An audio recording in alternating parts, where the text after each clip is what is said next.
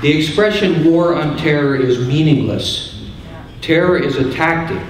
It is not a foreign government or a political movement. To use the expression a terrorist group is equally misleading, as the groups which come in all sizes and shapes and colors are essentially political and have political objectives, even if they use terrorism to advance their agenda, which is usually to take over the government of the countries where they operate. Why is what we call something important?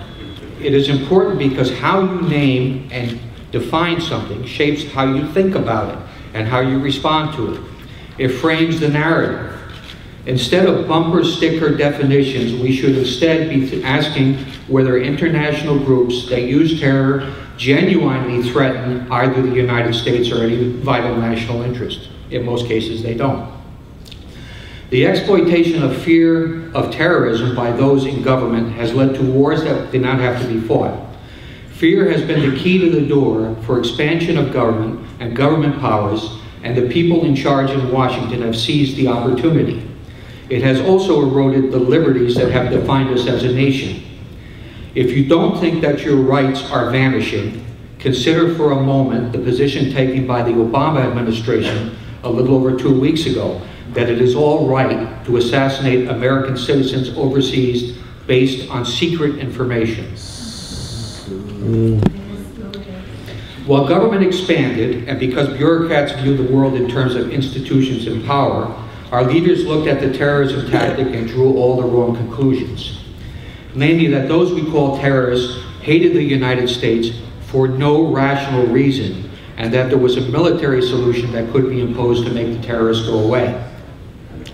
The Washington elite confused America's ability to field a large army with something we call policy, in this case foreign policy, not understanding that using the military is a failure of foreign policy, not an alternative to it.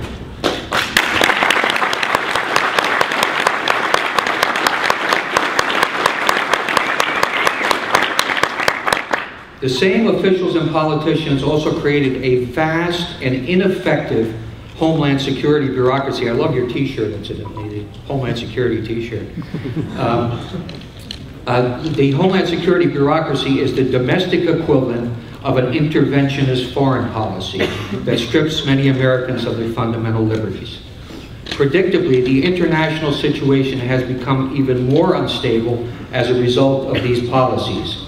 When meddling in the affairs of others began to produce bad results, the solution was more meddling, most recently in Somalia and Yemen, never looking at the intervention itself as a possible cause of the instability and the terrorism. Let's look at some of the numbers behind what has happened, numbers that should appall every true conservative. They probably don't bother Newt Gingrich very much, though. The United States now spends nearly $1 trillion every year on the military, homeland security, and intelligence. Much of the money is borrowed from China. If one assumes that there are something like 5,000 active terrorists in the world, and there are probably much less than that, it works out to something like $200 million per terrorist per year. Fear of terrorism has driven this growth in government and led to the involvement in multiple little wars and some bigger ones, as well as subsequent exercises in nation building, all of which have been unconstitutional and none of which has turned out well.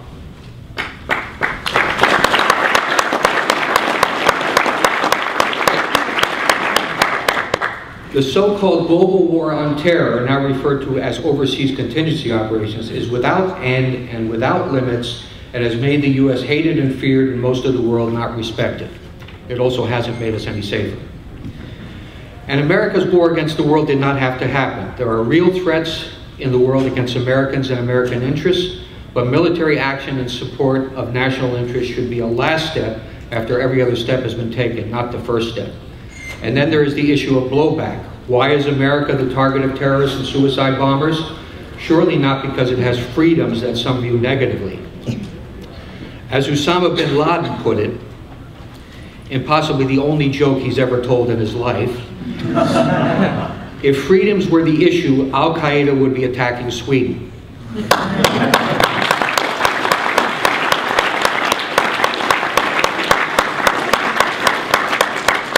Ron Paul and many others have put it somewhat differently, pointing out that America has become a target because we're involved militarily in so many countries, meddling in other people's business. As they put it, they are over here because we are over there. Finally, I would say watch the money. It is fashionable to blame the Republican Party for many of our ills, but the war party in America is bipartisan. It is driven both by the lust for power and the good old-fashioned profit motive. The current push to attack Iran has more Democrats behind it than Republicans, and it is fully supported by a media that has been characterized as being liberal, but which really shares the collectivist viewpoint and interest of the Washington elite. War is big business and produces money and jobs for a lot of people, ranging from think tanks to defense contractors to congressmen and senior government officials who are looking for a soft place to retire. We the people must demand a change in this dynamic. In short, real conservatives who believe in small government, fiscal responsibility, a rational foreign policy based on the national interest, and non-involvement in other people's quarrels should reject global wars on terror or global wars on anything.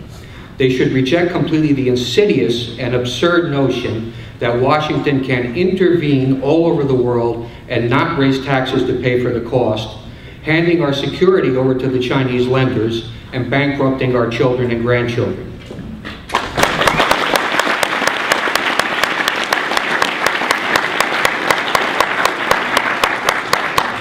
I'd like to leave you with something to think about. The moral and constitutional obligations of our representatives in Washington are to protect our liberty, not coddle the world, precipitating no-win wars while bringing bankruptcy and economic turmoil to our people. Ron Paul said that in 2008, and it should be our rallying cry for restoration of constitutional authority and an end to the war on terror. Thank you.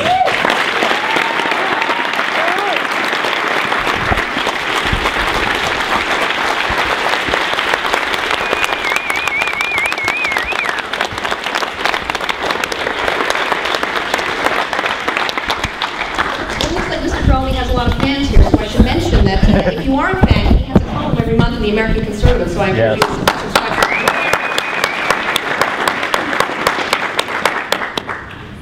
to From a former CIA agent, officer, now we have Karen Katowski, who is a retired U.S. Air Force Lieutenant Colonel, an author, and who holds a PhD in world politics from the Catholic University of America. She's a frequent contributor to LouWalkwell.com, so please welcome Karen Katowski.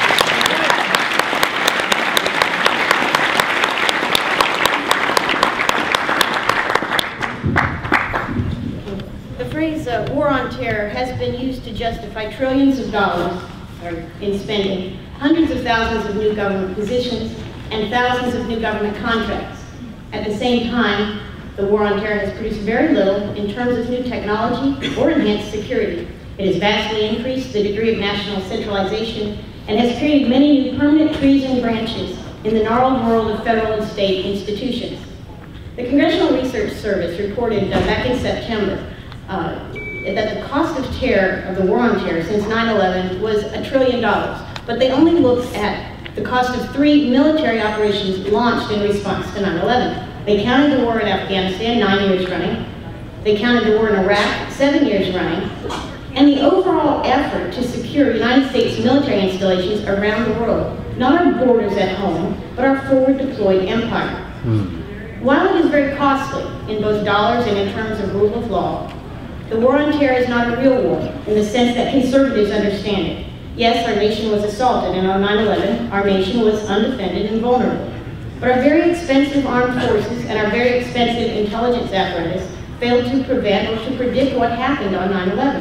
A conservative reaction would have been to assess the situation from the perspectives of what we had done or not done, as much as it would have been to seek to avenge the attack.